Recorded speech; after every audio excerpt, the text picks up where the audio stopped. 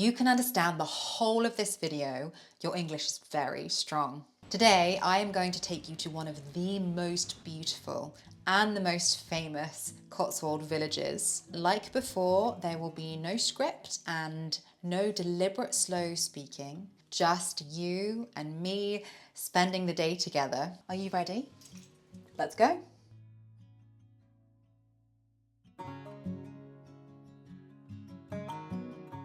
I am taking you to a gem in the Cotswolds called Bourton-on-the-water, and it is known as the Venice of the Cotswolds, so you'll have to see what you think of it. It's not quite as nice a day as I would have wanted. It's not sunny, but maybe that makes for a more authentic British experience because, as I have mentioned before, we do get a lot of grey. Hopefully it won't rain, fingers crossed. And I thought you might want to see some more of the typical British countryside in springtime. It's currently mid-April, although this might come out in a few weeks' time, so you can see that luminous green I was talking about, more bluebells, and the typical narrow lanes of the countryside. And we are approaching Bourton-on-the-water. Oh, pretty cottage.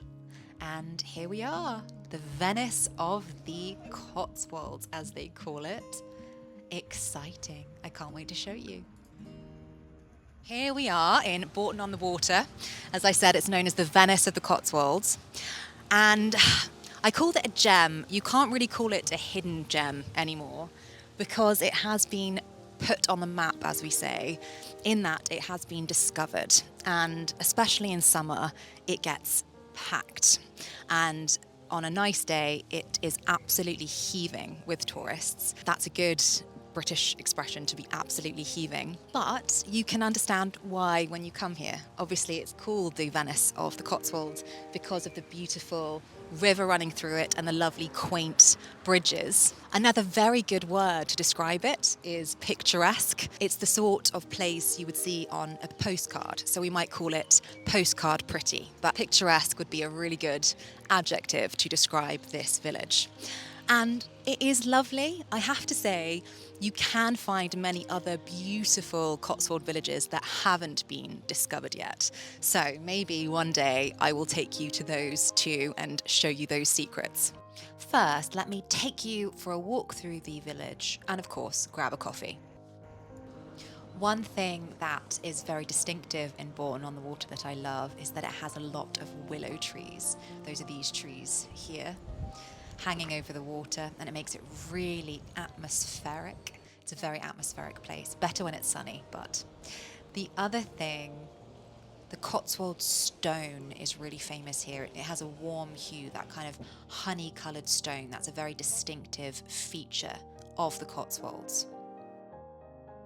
In this village, there are so many lovely little shops and cafes. I've used that word picturesque because it really is. It's one of probably the most picturesque villages you can find here, and it's just so quintessentially English, nestled in the heart of the Cotswolds. I hope you enjoy this glimpse into this lovely village. It's a shame they have some sort of green netting up, so it's not quite as picturesque as normal. And there's a war memorial, like they have in many villages, to commemorate the First World War. As I said, lots of tourists. Actually, there are fewer today. Normally there are a lot more. And Bourton is distinctive for these low stone bridges. There are about 5 or 6 of them that you have probably seen already and noticed. Lots of Cotswold-themed shops, a Cotswold candle makers there, love it, and a Cotswold perfumery. Another good word to describe this village is idyllic. It's a very idyllic village. The river is called the River Windrush, and it's very popular. Dogs wanting to swim in it. Lots of ducks, always in it as well. Very popular with the animals.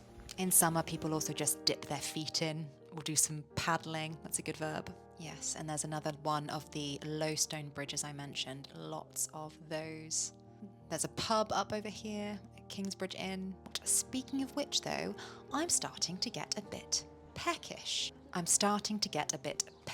which means I'm a bit hungry. So I think it might be time to grab a bite to eat. And this restaurant looks lovely, doesn't it? Come inside with me now and see me order. Please could I get the poached eggs and then to drink the sparkling elderflower, please? Thank you. Sorry, I forgot to actually show you my meal, but it was delicious. As I said, it's not quite as crowded as it normally is. I suppose it's quite a windy and grey day, but I used to come a lot here when I was a child, and it was a lot less crowded back then. And one of the main attractions is this little model village, which is very sweet and quaint, and I will take you to see it now.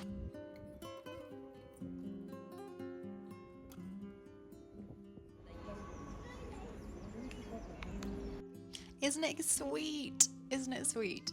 Tell me, have you got anything like this near you? I would love to know. And I shouldn't have been worried because the sun has come out just for you. There we go. Just so that you can see this lovely little model village. And the model is surprisingly accurate. The river Windrush, the low stone bridges, the motor museum, it's all true to life. This brings back lots of memories of childhood and makes me very nostalgic. That's a good word, nostalgic, because it reminds me of when I used to come here when I was little, and I used to love it. I suppose there's something about miniature things, isn't there? Mini things. That's why children love dolls' houses, and that's why this is just quite special. Lots of little bridges and trees, it's just exciting.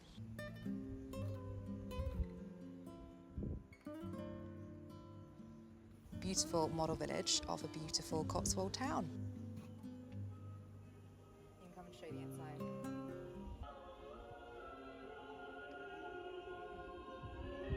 As I said, we used to come here a lot when I was a child, and it was the first time I really started to understand the concept of infinity, because you have a model village within a model village, and then there's a model village in there. So I remember thinking as a child, first grappling with the concept of infinity, because you have the infinite regression of a model village within a model village within a model village. And then I just thought, oh, but when does it end? If every model village has a model village in it, when does it stop?